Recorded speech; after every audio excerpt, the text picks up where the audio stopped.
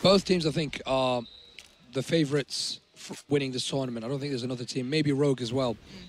So I have this weird feeling that whoever wins this game is probably going to end up winning the event itself. Okay, thank you. So I just got a wonderful gift. Actually, no, I'm not supposed to say his name. Never mind. I'm not going to say who he is. Not allowed. He told me earlier. It's top secret. But I got something to help soothe my voice. So big thank you to him. He knows who he is. Well, they tried to put on a bit of pressure towards the A site from short. They actually get denied there as Michu finds a kill with the only M4 for the CT side. They're going to be pushing towards B here. Rallying can't do much with that position.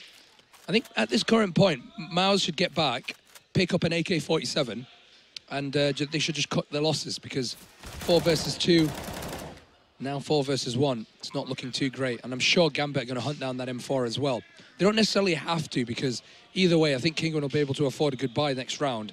Yep. But any economic damage would be great from Gambit. But yeah, as I was saying, I feel like one of these two teams is going to win this event. So whoever wins this best of 3 will probably end up winning it. They're certainly on paper favourites here coming through to this one. You can see Dozier finding Michu in the end. And to be fair to Gambit, they kept 4 alive there, which is good because that basically means they can really start building up big amounts of money because, okay, they have to reinvest into utility. But beyond that, they have the armor, they have the weaponry prior. So you can already see like 7k sitting on Dozier, almost 9 on Zeus, and a complete polar opposite towards Kinguin. They're dealing with the pistol rounds. Now, we've seen danger with these. You can definitely do it on this sort of map. You know, the Deagle, we've already seen it. Round 2 came in and did the damage and so on and so forth. The Gambit are well and truly versed into how to play this one. I wouldn't be surprised if Kinguin have their bit of a charm with it as well. But the point being, it's a little bit tougher on the CT side. You've got to be able to create those opportunities because that AK is always going to just wreck people, let's be honest. Unless you're holding a very unorthodox angle, catch people off, go for a stack, you've always got to make something happen on the CT side, which you're seeing them try and do. Furlan brilliantly gets the kill towards Zeus there, very surprisingly done, gets traded out in the end, Mouse goes down for him, but still, what they're achieving already is good. Anything here is a bonus. Mr. Observer, can we take a quick look at the money that the teams have? So, I mean, I was just going to say that Kinguin have done a relatively good job just dropping a couple of guns every few rounds. But the money's really good on the Gambit side, except for 1 or 2 players. So they're in a pretty good position when it comes to the economy. They've got a lot of bomb plants. And without a doubt, in the driving seat right now. Kinguin, I think this round, just need to try and do as much economical damage as they possibly can so they can force Gambit to buy weapons rather than just save them from the round before. And at the same time, prepare for the next round where they will be able to afford everything. Yeah, you might as well try and create something out of this. But look at what they have left. Furlan's got a Deagle, bit of armor, but only 28 HP, so he can't really stand much. You know, he's got to just make something quick happen. Like, this is a really nice spot for it because, you know, heads peek over, you might bang one out. That'll be the case. Dozier is well aware of it. Has a bit of a vertical advantage. You know, always going to be shooting down towards the head hitbox. And as the Sparrow and Rallen, it's an interesting predicament for Sparrow because he's got the armor. The CZ isn't interesting at all. The CZ is just a byproduct of the round, but the armor's not bad to take forward. You're against AKs, you don't need the head armor as such. Unless someone from Gambit's feeling incredibly cheeky and goes on towards an SMG just to really add insult to injury. They shouldn't, though. It should be fine to keep this up because they want to be able to build up this lead as quick as possible. Sparrow goes for the fight, loses out in the end. But now let's look at the money here. This is where it gets interesting because Gambit steam ahead, right? They get good money, but we get a big purchase now from Kinguin and their instant response, double AWP, which is weird because one of them's a glass cannon. I really don't know what he gave me, but I'm losing feeling in my tongue. Yeah, they numb your throat. Oh, is that it? Okay. I don't know what he gave me, but I can't feel my tongue. Yeah, I was just getting a bit worried. I was like, oh no, he's sabotaging me. No, they just numb your throat. They're actually really strong. So, yeah, as I was expecting, because the round before, they could have actually afforded something, but I think they've been saving up for a double AWP. Very unable to afford armor, however, and they've got relatively good utility. I like the split here. They've got pretty long, heavy presence over towards the A site early on in the round, expecting a long push. They've got 1 person towards mid and then 2 people towards B site. So the only thing that the terrorists can really do is go through short. And you don't really usually see a fast short push from any T side, especially on full buy round. So it's a good call. I like it. And now one of the players, Sparrow's back to it with the AWP and he's checking short. Michu, nice and aggressive here. He's going to put the smoke down. That's going to delay them further. But with 1 minute left on the clock, maybe he could have saved that smoke even further. He's going to see if he can get a cheeky kill here. And it seems like the terrorists have a bit of a mind to perhaps go towards long. No mid control so far. I mean, they've got 1 person and underpass, but they don't have anything from short. So the information for the terrorists isn't great. No, you're absolutely right. But they're not necessarily banking on the fact, and I'll come back to that in a moment, because Mishu just took the moment to go for the aggression. You highlighted how aggressive he was earlier. Now he makes the opportunity work for him. Isolates Zeus, that's 2. Brilliant play into this from Mishu, trying to be able to dominate at least one of the 2 approaches. And this split has not worked out at all for Gambit. They're down to 2 players, 26 seconds left. Now, okay, if they got a plant at this point, that'd be quite worrying, just purely because they have 2 ops on the CT side and it's hard to retake, and Mishu's low. But they've got to be quick on this hit. So here we go. Molly goes in, and actually it's a good Molly. Rollins going to face this one. If only Hobbit. No, he goes down. That's actually such a travesty. He was burning as well. Yeah, that could have been so much worse. But okay, so the thing is, right, if you're Gambit, you've set a bit of a note out, right? You put the other team on blast saying, all right, guys, we're going to be working up short. You can't play it. So even if they don't go short, or they do go short, it doesn't matter. They've set the bar saying we will at the earlier round. So Kinguin are constantly thinking, they've got to be up short, they've got to be up cat, they're going to be playing it, same old, same old, same old. And they don't do it, they switch it up, and Mishu absolutely destroys them, but there is the response. Dozier bulldozing his way through a long. Now, there has been a reply, though. So Sparrow finds Zeus, so we're back to this 4v4. Very fast, long push here from Gambit early on in the round. Gets them a trade. And now they go for the short control and mid control with the bomb moving towards the A side. Dozier, who's the well-known lurker here for the Gambit side, probably going to continue pushing in from long, or maybe just to hold the flank while the rest of his team try to force it. Sparrow, he's done not a great job holding short. I mean, pretty much every single round that Gambit won was through A, coming in from short. But now with the AWP in his hand, it might be a different story. T's now, just waiting patiently. There's 1 minute left on the clock. Plenty of time for them to make a decision on what they want to do next. And the CTs just have to try and see if they can guess the motives behind their movements and the information that they're going to get. Furlan in a far too aggressive position will be shot down by Hobbit. 1 man down. The CTs need to defend this A push, but there's nobody there to do that. Just Sparrow at CT spawn waiting for the rest of his teammates. And you're normally just not going to be able to get the retake going at all at this point. It's just so unlikely from the positions they're in with 0 utility that it works out. And especially when you've got a player already locking down long, you've got players everywhere on towards cat. They know they've got cat control as well to a degree. They don't even need to play from it. You can work out who's left alive and where they play. There could have been that mid-presence a little bit. That could have been a problem. Not the case. So, for Gambit, 4 alive bomb plant, good stuff. I mean, wow, they actually get away with maybe keeping 4 alive or even hunting these 3 down. Let's have a quick look at the money as well. I don't think it's particularly great here. Yeah, it's not phenomenal. The reset basically comes out. Win 1, lose 1. Never good for the CT side. And I think Hobbit well and truly knows that. Tries to bail out the shot, but then ends up just catching it. Wow. Nice follow-up from Sparrow. That's actually brilliant, but the problem being Gambit have so much money, it doesn't really matter. They can, it's a worthy investment for them. They go, well, actually, yeah, we can sacrifice 3, 4 of our players for this. If they get kills, cool, that means that they can at least buy next round, but not by a big margin. Look at this, they've got what? 1.7 on Furlan, 2K on Mishu. It's really not pretty. It's just for masses and armor, I think, for the other 2 players. But then Gambit, perfect buy. No problemo. Nope. So, another round yet again. I mean, Pansy, in your opinion, how many T rounds are you supposed to really get on Dust 2? Like, how many do you think is the average that teams do get in a balanced game that they'd be happy with? It's a hard question because I don't know. Like, the thing is that you can always just look at their map bias, right? That would be how you'd make that assessment. If it's 2 very equal teams, you look at pure map bias, you go, that's what they're aiming for. Whatever it currently is the kind of, I guess, higher tier average. That's what you go for. But on this map, you've got to think this is Gambit's choice coming into this one for me. I've got to feel that. They got away with it. Good choice. I think it's a good kind of proposition from Kinguin to win it as well. I think they're quite, not equally skilled. I'd say that Gambit certainly take the forefront on this, but for them, they want a nice T-side lead. They want a really nice buffer of rounds. They want to keep Kinguin, if they can keep Kinguin down to around 5 rounds, that's really good. That's really good because they've got such pedigree coming into this on their T-side specifically. That's where you should see the real tear ahead. Now, other maps coming up after the back of this, that's where I feel the big competition's going to kick in, just purely because you see so many cool rounds or, you know, cool games from Kinguin on the other maps. For me, I think this is Gambit's playground as such. I think their CT side is just as good, but this is a nice switch up here, actually. Dropping down towards CT, splitting towards B, kind of faking out the A. This is beautiful from Gambit. What a well-constructed piece, but it's still a 3v2, so it's not over yet. But the last 2 players are at A. Yeah, exactly. They're cut off via the smokes. That's a wonderful little jump from short through the smoke into CT spawn, and a perfect B split from the Gambit boys. Bomb planted, another round 1. That's 6 rounds for them. And Kinguin again, having to save their weaponry. Not really knowing how to deal with these B splits at the moment, or the short pushes. I think these 2 are the weak points that Kinguin have.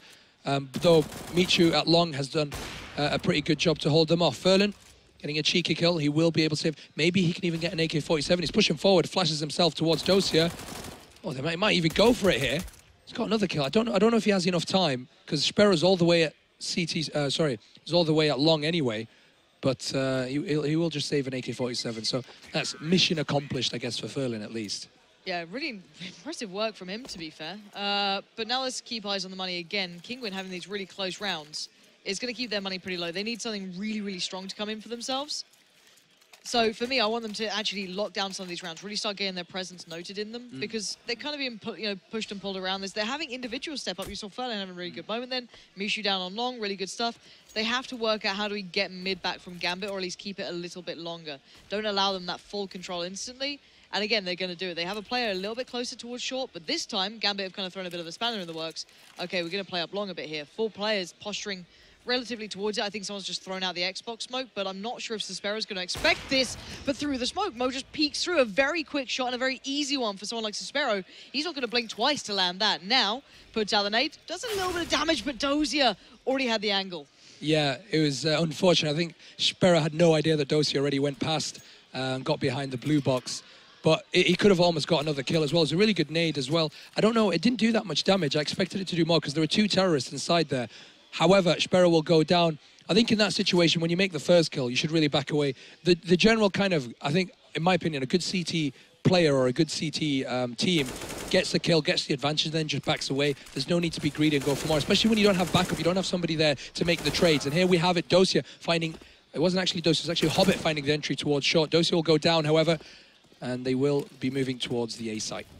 Yeah, quick aggression could have caught them off, and it has, actually. Mishu just, I guess, quickened the pace to try and catch Hobbit, and it's worked. But now the bomb plant goes in, and actually Adrian, I think, is the one on long. Yeah, so problem now being for the CTs is that they have to retake. It doesn't matter if they kill Zeus. Well, it does.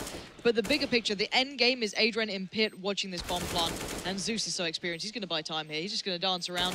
And or just get the shot on 2 HP. Why not, Zeus? Not bad. Big play from him. 3 kills in the end as well. Those last 2 were really securing it. But Adrian was always the fallback plan. Yeah. He sat down in pit onto that side piece of pit as well, just waiting if they did break through. And look at this money. I feel like Kinguin haven't had a full buy in since the start of this game. We just press tab to see how these rounds have gone down.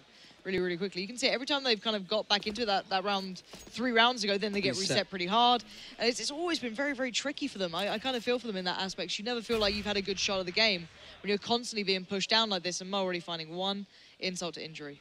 Yeah, I feel like out of the 7 that Gambit have won, 3 or 4 of them are going to be, after this round, let's say if they win this, yep.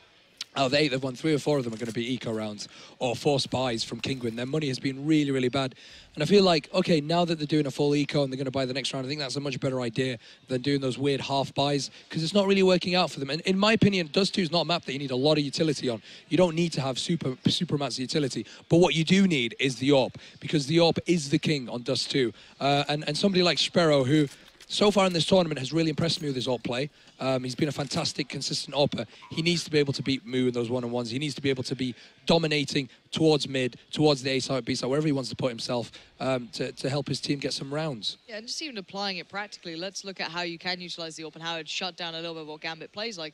You look at Gambit's most prevalent rounds, or the big fallback, which is always the hit up from Cat towards A. If you have an AWPer playing at the cars, playing on the site, however they want to do it, that you always have play towards that. Okay, you might forego having a player maybe challenging down suicide or spotting the cross, but a B player can face it anyway. It's not always advisable because, you know, you face an AWPer, you might get tagged, but at the end of the day, you get a lot more viability to stopping that A hit if you did have an AWPer there. It's a really nice just addition to the set piece that then you can work off. Sadly, they've not really had it. Okay, Sespero, there's a shot. Wow. There's a shot and a half. Dozier just gets absolutely wrecked. Almost choked on my waffle. It's a problem, it happens. The waffles are so good here, though. I know. Can't even taste it, but it's amazing. I'm loving it. I can't feel my taste. He's just chewing through his tongue at the moment. Okay, so this is the one time Kinguin can really get a big buy. And they've gone all in on it. And this is where your money gets depleted when you go for those double AWPs, but they need something. They need more rounds on the board, so you can't blame them for it. And I hope this is aggression on towards Cat. I hope they maybe go for a stack, which might, yeah. Mishu is actually boosting up one player towards the top of his head. This is them trying to find an answer to that mid play, and it's not a bad one. Show a little bit of presence early on. Okay, let's back away. Let's look for other approaches. Sespero has to be important in this round.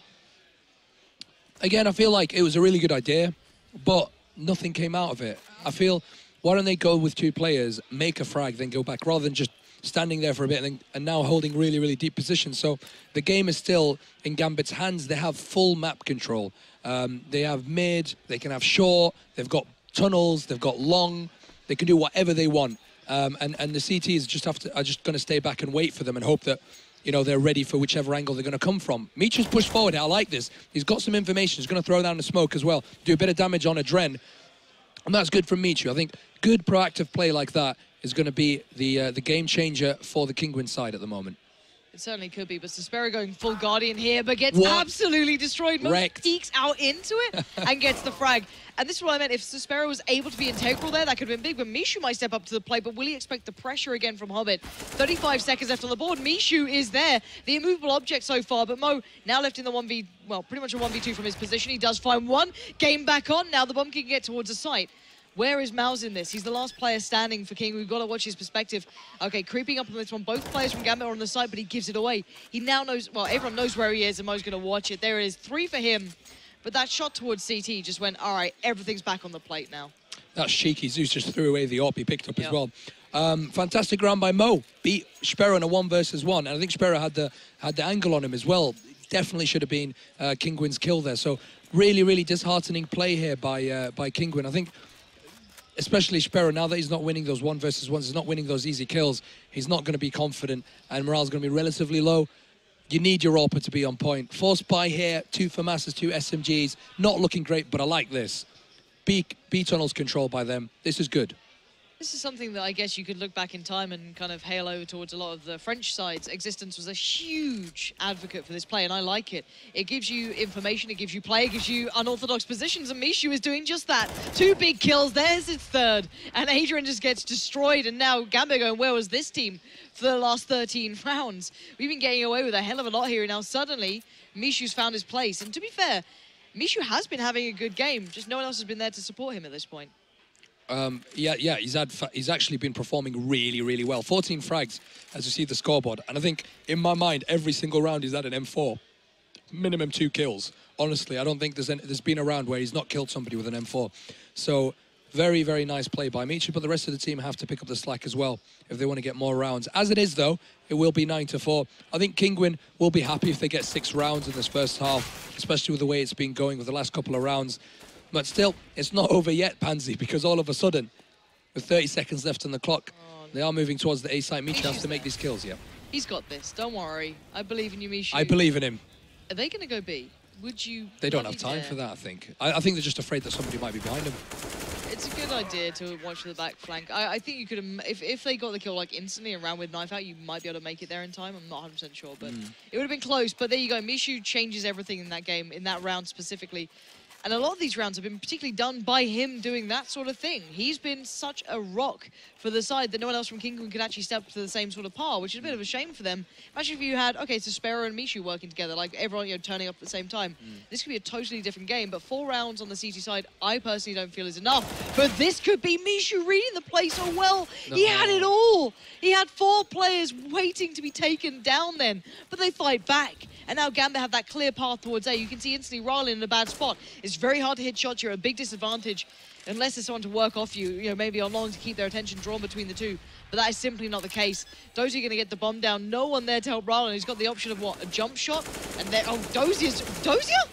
What was that shot? Whiffs it a bit, but... I don't know what the ex-god was doing last night, mate. Distracted. Very distracted. Very distracted there. And all of a sudden, it's anyone's round. Mouse versus Mo, pushes forward, perfect flash, and he finishes him off. Fantastic. He's going to pick up his AWP as well and get the bomb defused.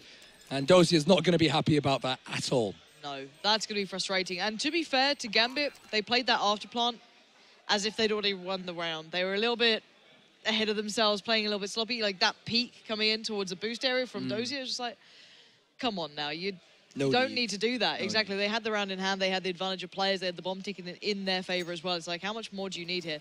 And their money's not completely phenomenal. Lucky for them, of course, it is the final round, so they can just kind of buy into it no matter what. But it has meant there's been stabilization for Kinguin. They've now got utility to stop some of these plays from Gambit.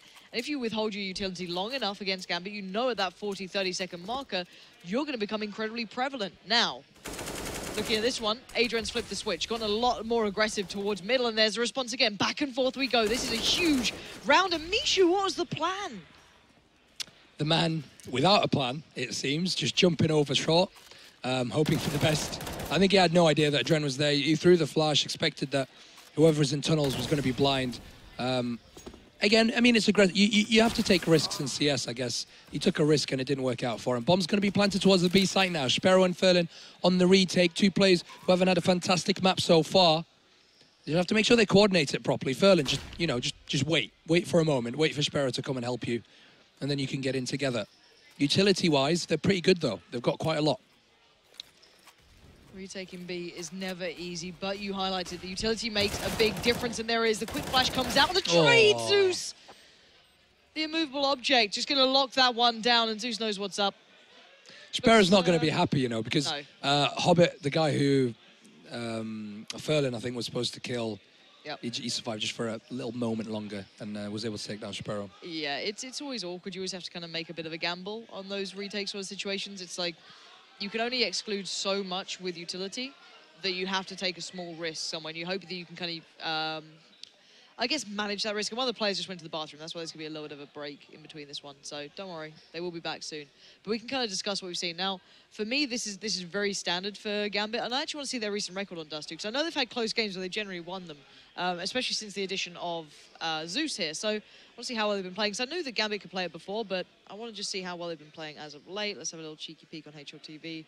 While we wait, we might as well. I know it's a big game for them, a big map for them in their map pool as well. So let's have a little look. Last 5 of the rosters. So they're 4-2 right now. Who have they lost to? Lost to Space Soldiers at ECWC. We've got a case opening, boys. Knife's mine. Knife is mine if it happens.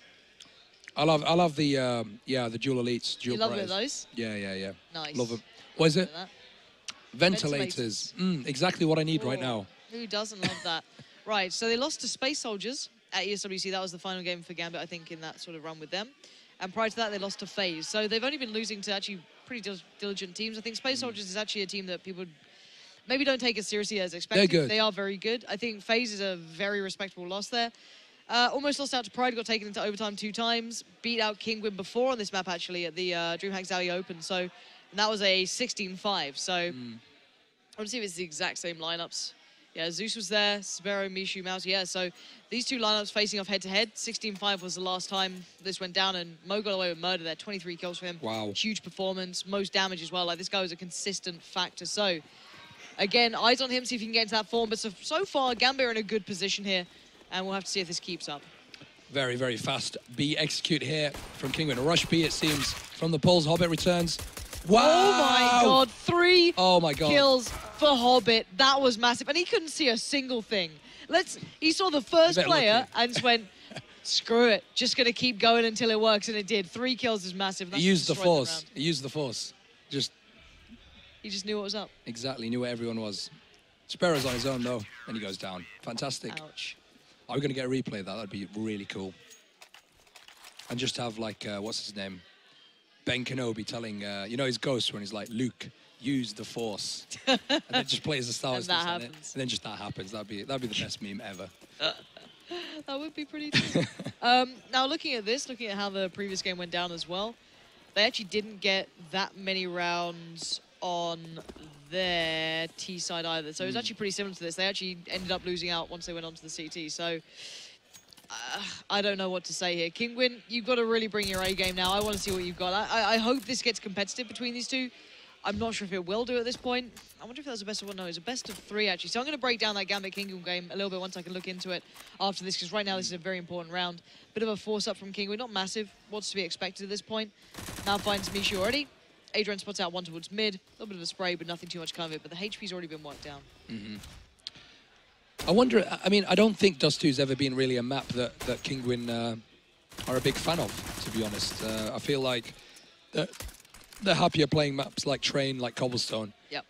So I'm not really too surprised that they're not doing too well on Dust 2. So Gambit, last time these 2 faced out, actually banned out Train. This time they let it through. Now I don't know if that's a confidence thing from them or a respect thing towards their opponent. We'll have to see how that kind of lines up once we get there, because that is the map after this. And I'm only talking about it purely because actually this is possible for Sparrow, just looking at the HP, but it's, of course, kind of tricky because you've got 5 players still to take on. But look at their HP. So Trent's like, Don't want any of that. I'm bouncing. See you later. He's tagged so many of these people. Oh my God, they're so low. Like 5 players with no health. Poor guy.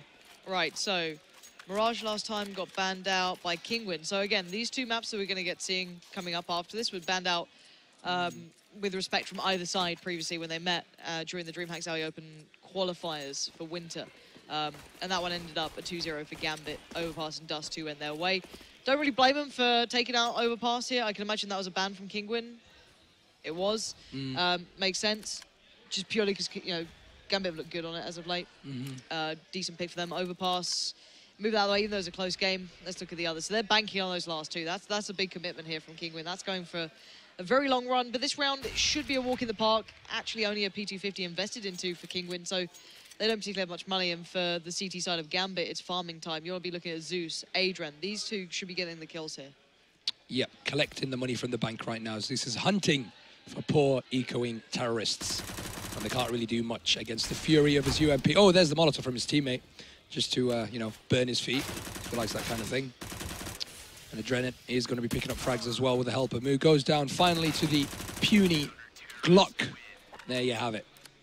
Mo and Zeus finishing off the job on this anti-eco. 13-5. Gambit are getting really close to winning the first map. 3 rounds away, but we're going to see a full buy now from Kinguin. AK-47s around and utility. This is the opportunity for them to stop this. And look at Zeus. What's he doing? He's stuck on the UMP. Oh, he loves it. He could buy it. He could buy above that. Got Mo sticking on the scout as well. Why not, I guess? If you're feeling that good, you got this many rounds. Make more money. Why not?